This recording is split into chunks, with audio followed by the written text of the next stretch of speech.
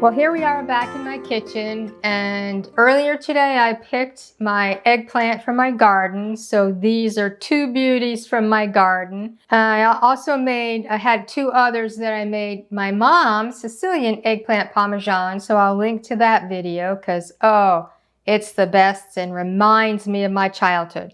But today we're making Baba Ganoush, and first I'm going to be fixing the eggplant where you cut the two ends off first.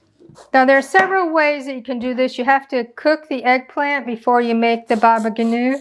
So some recipes, and I looked at several before choosing how I want to make it, they just say poke holes in the eggplant, put it in the oven, cook it, take it out, let it cool, cut it in half, and take the insides of the eggplant off. I choose not to do that. I am going to peel the eggplant, and then I'm going to cube it, cover it in olive oil, bake that for 25-30 minutes until the eggplant is all cooked, and then I'll finish making the Baba Ganoush. So we're just going to cube it. I'll first cut it in half, and then cubes. It should cook faster this way too because the pieces are smaller. Just going to put a little bit of salt on it, not much because we're going to season it after it's cooked. And then put olive oil. Drizzle some olive oil on it. Make sure it's all coated. Extra virgin olive oil. None of this light stuff. Try to get them on a single layer. They'll cook faster. And we're going to put this in a 350-degree Fahrenheit oven for 20 to 30 minutes. So I'll check it and I'll let you know how long it took. So I'll see you back in about a half hour. So I ended up roasting the eggplant for close to an hour. No, 45 minutes. So now I'm putting the eggplant in my small food processor. Oh, I love eggplant. As you know, Carl and I are mostly carnivore. I haven't had Baba Ganoush in years because we don't eat a lot of veggies. If I feel like having veggies, I will eat them.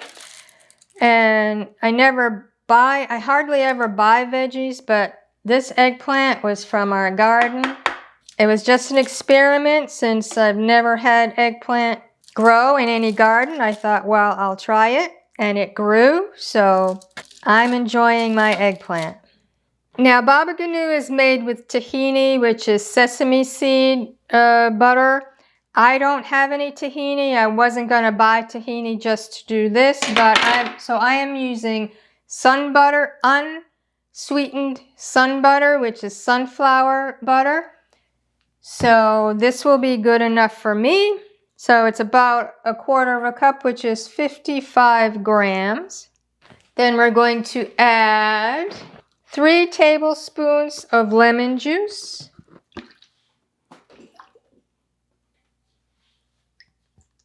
This will give it the nice tangy taste. 2 tablespoons of olive oil, extra virgin olive oil.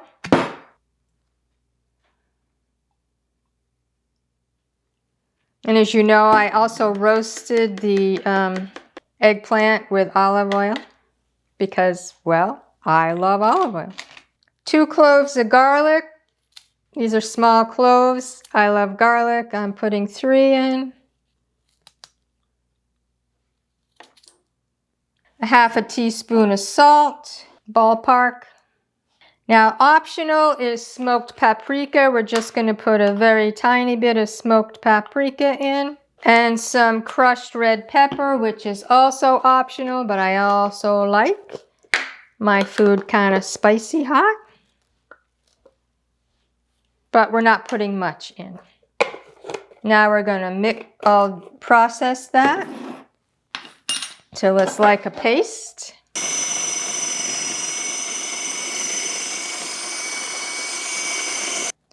Some of the recipes I saw said not to put it in the food processor, just to mush it up, and it doesn't need to be real smooth. I like mine smooth, but this is about as smooth as I'm gonna get it. But look, oh, this looks good. So now we're gonna taste. Typically this would be eaten with pita bread. We don't have pita bread, but what we do have is my focaccia and some pork rinds. So my focaccia, this will be great with focaccia. It's call it keto pita bread.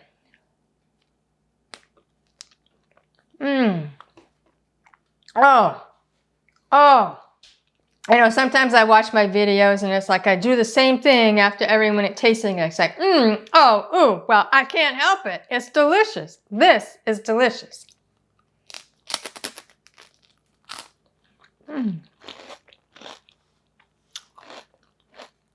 Great with both pork rinds and the focaccia. I like it actually better with the focaccia. The lemon gives it a little tang. And cucumbers, like again, it's another thing I like to dip with is sliced cucumbers. You really need to try this. This is amazing. I'm calling it Keto Hummus.